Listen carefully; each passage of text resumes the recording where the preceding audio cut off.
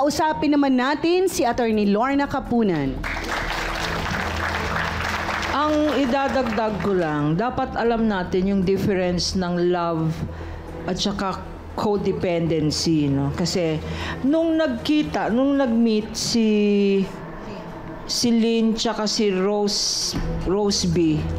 Si Lynn, heartbroken siya dahil sa isang lalaki. Si Rose B naman, may 3 anak pero wala rin yung tatay ng mga anak mo. So nung nag-meet kayo, naging dependent kayo sa isa't isa. Ang tawag doon, codependency. Kaya sabi ni Lynn, binigay ko sa iyo lahat ng gusto mo. Ako naman etc.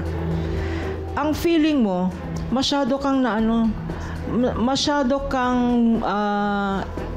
nasakal sa relasyon na yan. So naghanap ka ng iba. Lalo na naging demanding.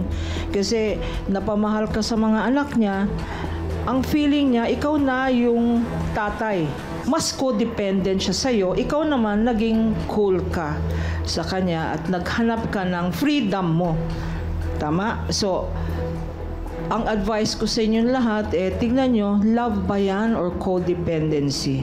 Number 2, alam nyo, even in regular marriages, sa korte, pag nag-aaway yung mag-asawa, gusto ng separation or gusto ng annulment, merong mandatory. Ang sabi ng korte, bibigyan ko kayo, sa batas to, bibigyan ko kayo ng 6 months cooling off period. So siguro yung nangyayari sa inyo ngayon, bigyan nyo yung sarili nyo ng 6 months cooling off period.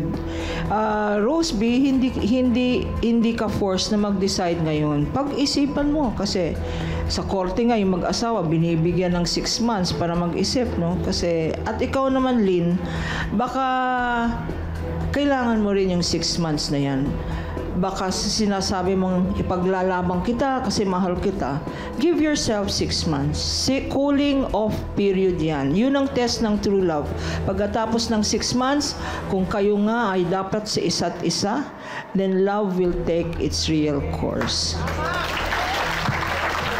Maraming salamat, Attorney Lorna Kapunan.